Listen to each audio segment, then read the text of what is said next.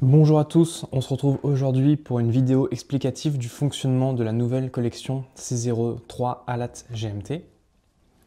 Donc je vais tout de suite vous expliquer comment est-ce que ça fonctionne. Donc là vous êtes sur une montre GMT et c'est un mouvement True GMT à l'intérieur.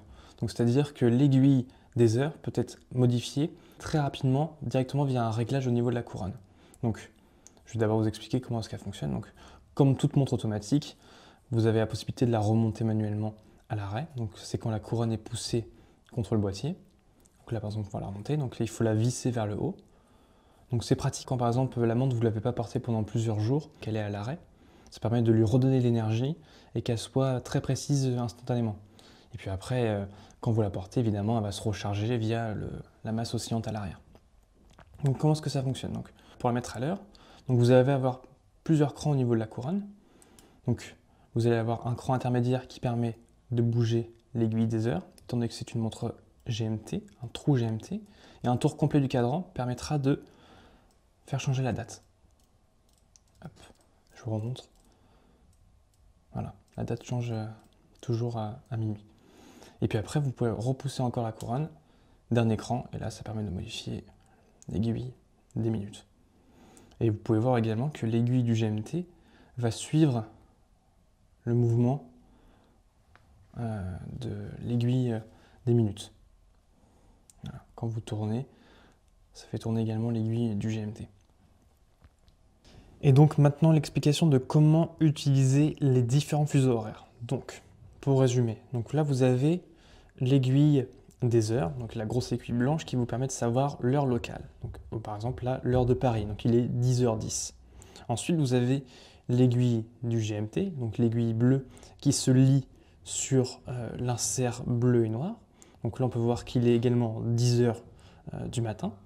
10h10 pour le coup, parce que l'aiguille des minutes, elle restera toujours la même, peu importe le fuseau horaire. Et donc, pour modifier l'aiguille du GMT, donc là, il faut tirer la couronne le plus loin possible.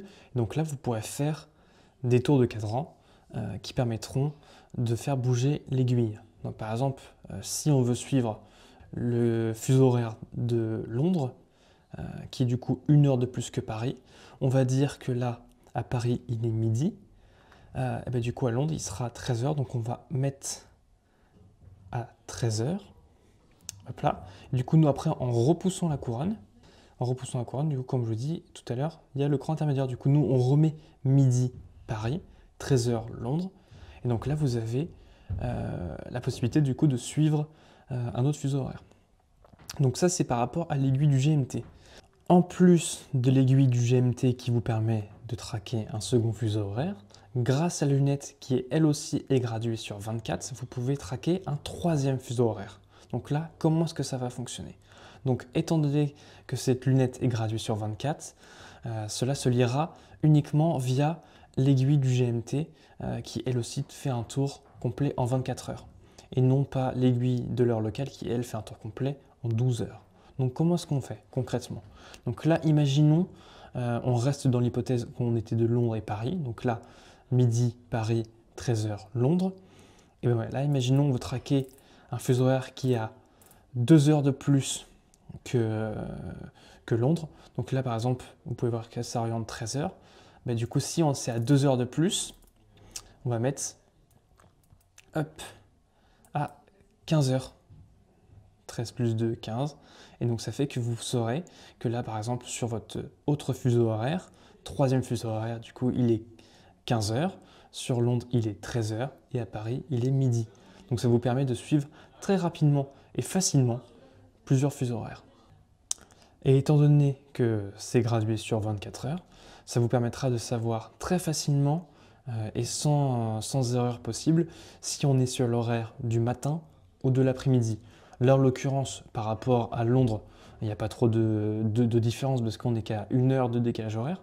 Mais parfois, quand vous le traquez à des pays d'Asie ou d'Amérique latine ou Amérique du Nord, quand vous avez du 8 heures, 10 heures, etc. de décalage horaire, ça peut être pratique de savoir s'il est payé un midi et non minuit. Et donc, ça vous permettra de savoir ça de façon très simple et sans erreur possible. Donc voilà, c'était l'explication de comment fonctionne notre nouvelle C03 ALAT GMT. N'hésitez pas à nous poser des questions en commentaire si vous en avez. On vous souhaite une très bonne journée.